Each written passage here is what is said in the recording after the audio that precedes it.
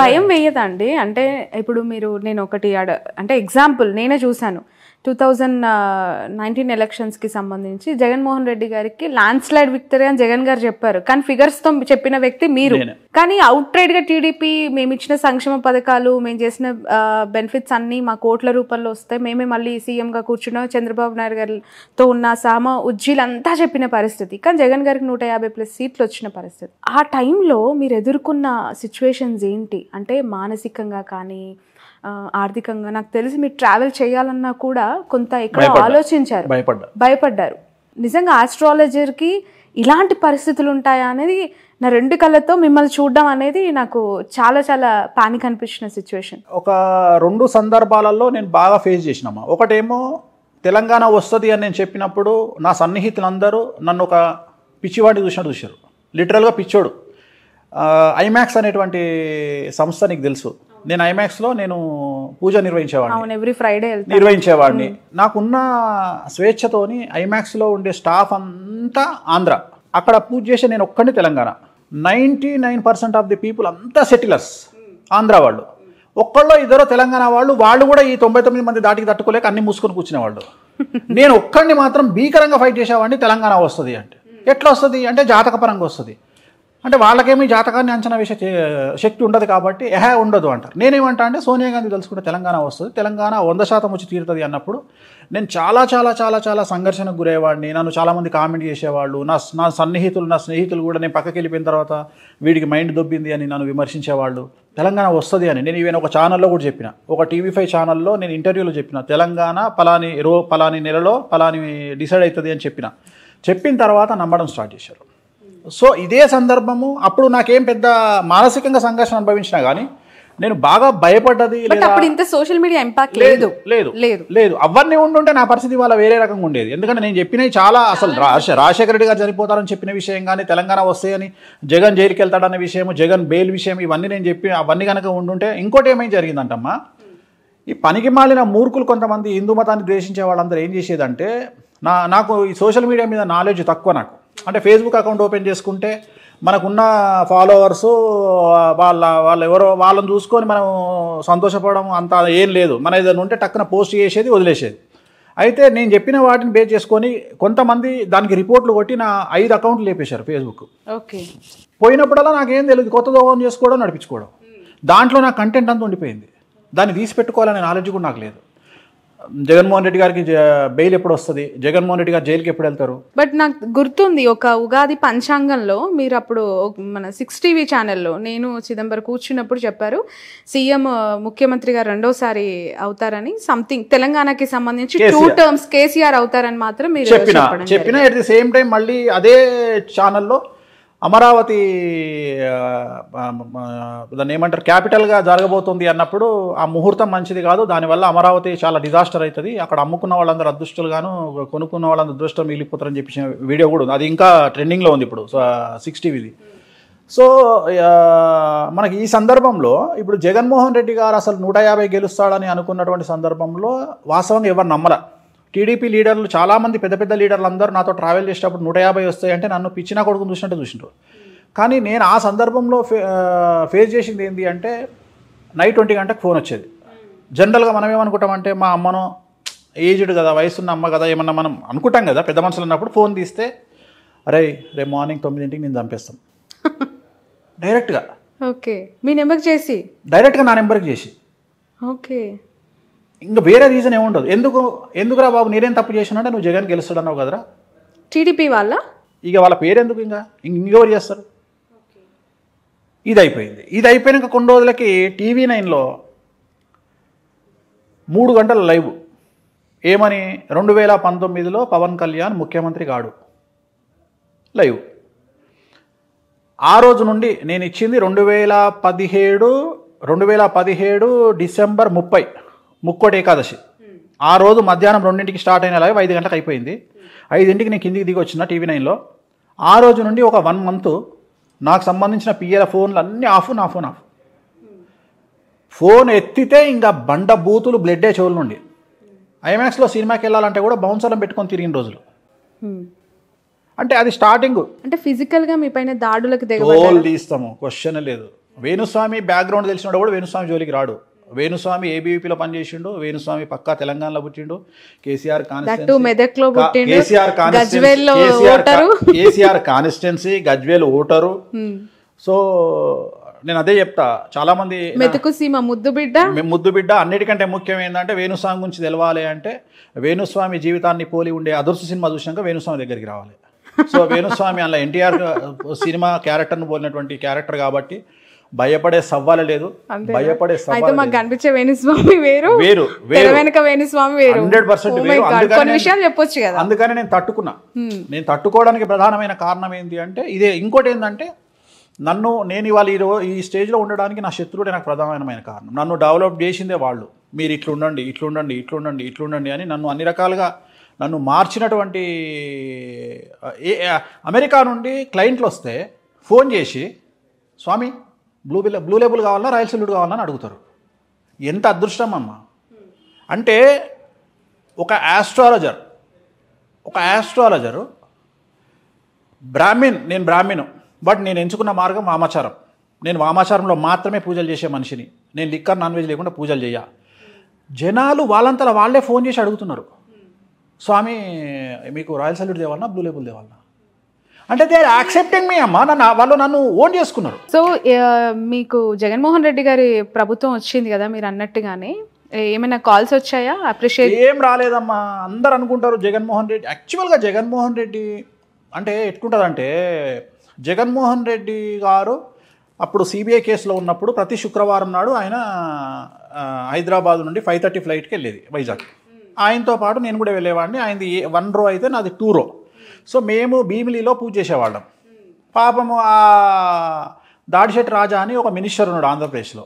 వాళ్ళ తమ్ముడు సీను అని, వాడికి జగన్మోహన్ రెడ్డి గారు అంటే పిచ్చి ప్రేమ. వానికి పూజ చేయించారన్న, వాడు చేయించిండు. అసలు ఈయన మినిస్టర్ కూడా చేయించలే. ఇప్పుడు జనరల్గా నేను మినిస్టర్ చేయించలేదు, వాళ్ళ తమ్ముడు చేయించిండు అంటే అది పద్ధతి కాదు కదా. సో అందుకని నేనేమంటే ఆ తాడిశెట్టి రాజా అనేటువంటి వ్యక్తి ఎవరైతే ఉన్నారో ఆ వ్యక్తి మీద ప్రేమతోని వాళ్ళ తమ్ముడు మా అన్న మినిస్టర్ కావాలి, మా జగన్ గారు సీఎం కావాలి అని వాడే పాపం తన సొంత డబ్బులు ఖర్చు పెట్టుకొని జగన్మోహన్ గారు సీఎం కావడానికి ఒక 3 సార్లు, వాళ్ళ అన్న మినిస్టర్ కావడానికి ఒక 2 సార్లు పూజ చేయించుకున్నాడు. ఆయన వాడి సొంత డబ్బులు పెట్టి. అసలు ఈ అన్నకు సంబంధమే లేదు. ఏంటంటే కటసీ కోసం ఆయన పేరు వాడుకున్నా నేను, అంతే తప్ప ఆయనకు ఈ పూజకు సంబంధమే లేదు. అంటే అనవసరమైన క్రెడిట్ ఆయనకు ఆపాదించినట్టు. వాస్తవంగా నేను అట్లా చేసేవాడిని. నేను డైరెక్ట్గా జగన్ గారితో ట్రావెల్ చేసినప్పుడు అట్లా వెళ్ళి మాట్లాడేది. జగన్ గారితో సేమ్ బస్సులో ప్రయాణం చేసేది, అదే ఫ్లైట్లో వెళ్ళేది, అక్కడ పూజలు చేసేది. సో మొత్తం మీద జగన్మోహన్ రెడ్డి గారుతో ట్రావెల్ చేయడం, ఆ పూజ చేయడము, సీఎం అవ్వడము అది అయిపోయింది. నాకున్న ఏంటంటే అమ్మ, నేను జనరల్గా ఎవరిని సహాయం అడగ. నా మెంటాలిటీ ఏంటంటే ఎప్పుడూ మనం అప్పరాన్ని ఉండాలని కోరుకునేటువంటి మనస్తత్వం.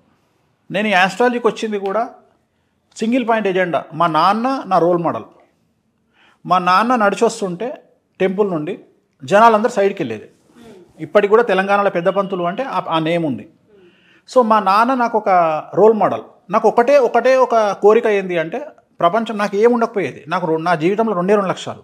ఒకటి, నేను టైం ఇచ్చినప్పుడే జనాలు వచ్చి నన్ను కలవాలా. ఎందుకంటే నీకు చెప్పినా నాకు పొద్దున 9 వరకు మేల్కొడు, పొద్దున్న నిద్రలేవడం నాకు కష్టం. అది ముందు నుంచి ఉంది. అయితే ముందు నుండి ఉంది. ఓకే, నేను ఇప్పుడు ఈ మధ్య కాలం పొద్దున్న లేవాలంటే కష్టం నాకు. నేను 9, ఎందుకంటే నాదంతా నేను రాత్రి పక్షిని. పడుకునే వాడికి 1 గంట అవుతుంది, లేవడం 9ంటికి లేస్తా. సో అందుకని ఏంటి అంటే అది దానివల్ల ఎవరికి టైం నేను ఇస్తేనే రావాలి. రెండోది అందరితో నమస్తే పెట్టించుకోవాలి. ఇదే నా కోరిక. ఇక లైఫ్లో ఇంకేం లేదు. ఇక ఇదే, దీనికోసమే ఆస్ట్రాలజీ. దీన్ని పట్టుకుంది ఏంటంటే ఎవరైనా సరే నాకు నమస్కారం పెట్టాలి. పొలిటీషియన్ అయినా సరే, సినిమా అయినా సరే, అదొక పిచ్చి.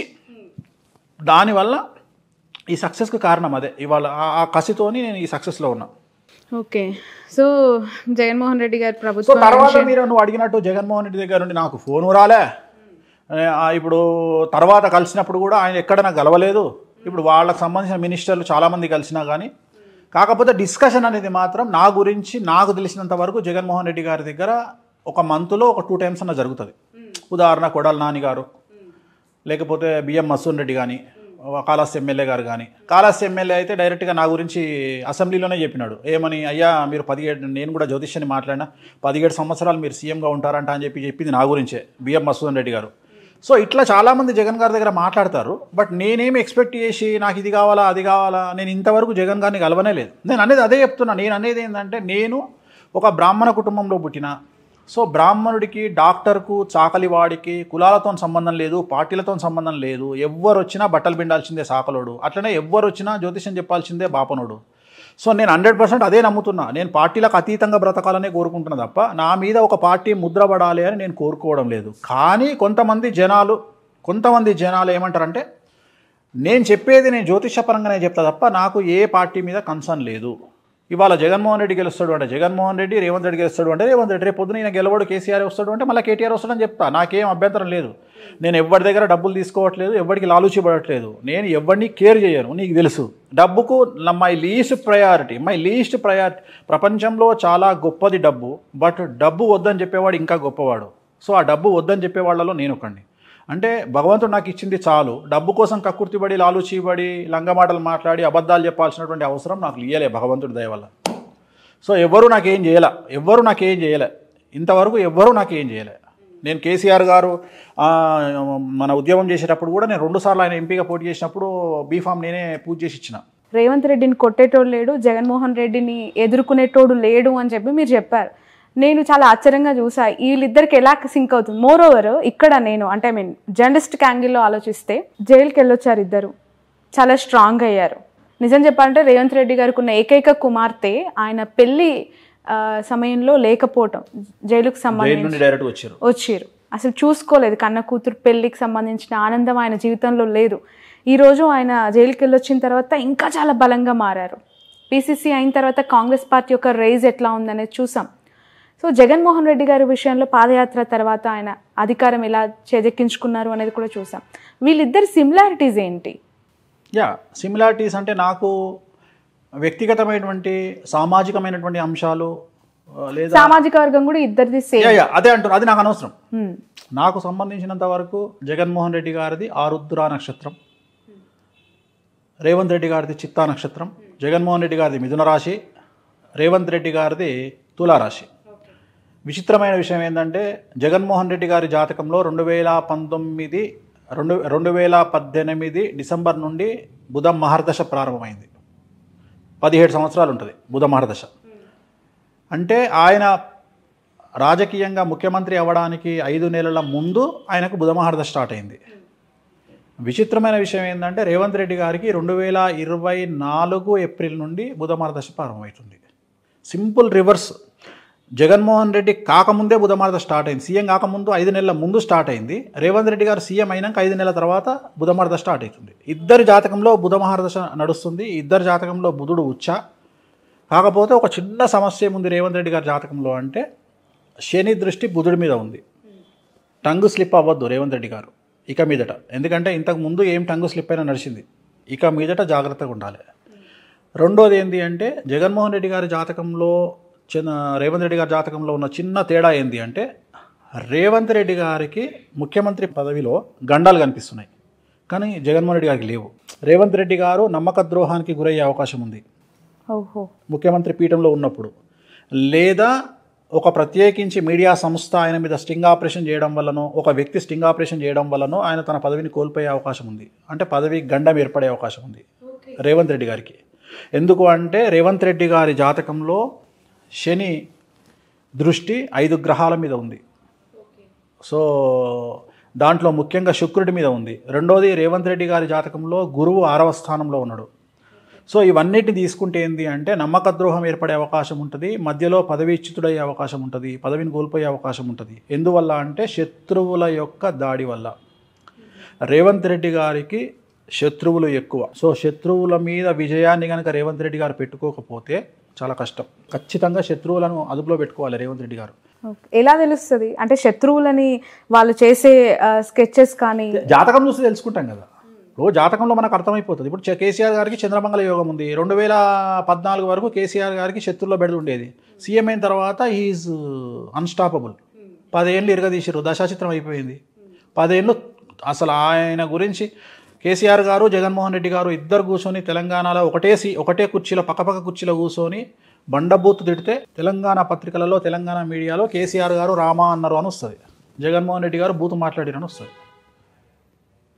ఇంతకంటే ఒక అచీవ్మెంట్ ఏం కావాలి సీఎంకు? గీత గీస్తే దాటలే. గీత కనీసం రేపు పొద్దున ఆయన సీఎం పదవి పోతుందని రాయడానికి కూడా బిజినెస్ మ్యాన్ సీట్ మందు రాసిన పరిస్థితి వచ్చింది. అంటే నా భయం అంటే ఏంటి అంటే, నేనేం దేవుడిని కాదు, నాది ఒక ప్రిడిక్షన్. సో నేను చెప్పే సక్సెస్ రేటు 98%. ఇన్ కేస్ ఒకవేళ నేను చెప్పేది ఒక్కటి తప్పైనా దాని మీద కొన్ని 100 కోట్ల బెట్టింగ్ జరిగినప్పుడు వాళ్ళ కుటుంబాలు నష్టపోతాయి.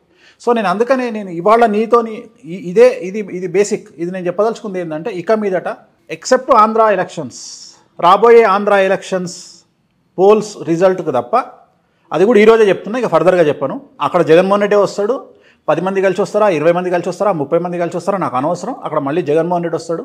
రెండోది, తెలంగాణ ముఖ్యమంత్రి రేవంత్ రెడ్డి, ఆంధ్ర ముఖ్యమంత్రి జగన్మోహన్ రెడ్డి ఇద్దరి జాతకాలు కూడా సేమ్ బుధ మహర్దశ నడుస్తుంది. ఇద్దరు జైలుకు పోయి వచ్చిర్రు. నేను చెప్పనే మాకు కంప్లీట్ చేయని, ఇద్దరు జైలుకు పోయి వచ్చిర్రు. సో ఇక్కడ గుర్తుంచుకోవాల్సింది, చెంచల్గూడ జైలు 2 ముఖ్యమంత్రులు ఇచ్చింది 2 రాష్ట్రాలకు. సో ఈ 2 ముఖ్యమంత్రులు కూడా ఖచ్చితంగా నాకున్నటువంటి అవగాహన ప్రకారం కంటిన్యూగా వీళ్ళు కరెక్ట్గా పనిచేస్తే ఇన్ ద సెన్స్ జాతకాలని బేరీజ్ వేసుకుంటూ ముందుకు వెళ్ళినట్లయితే ఇద్దరు కూడా 3 టర్ములు రూలింగ్ చేసే అవకాశం ఉంది.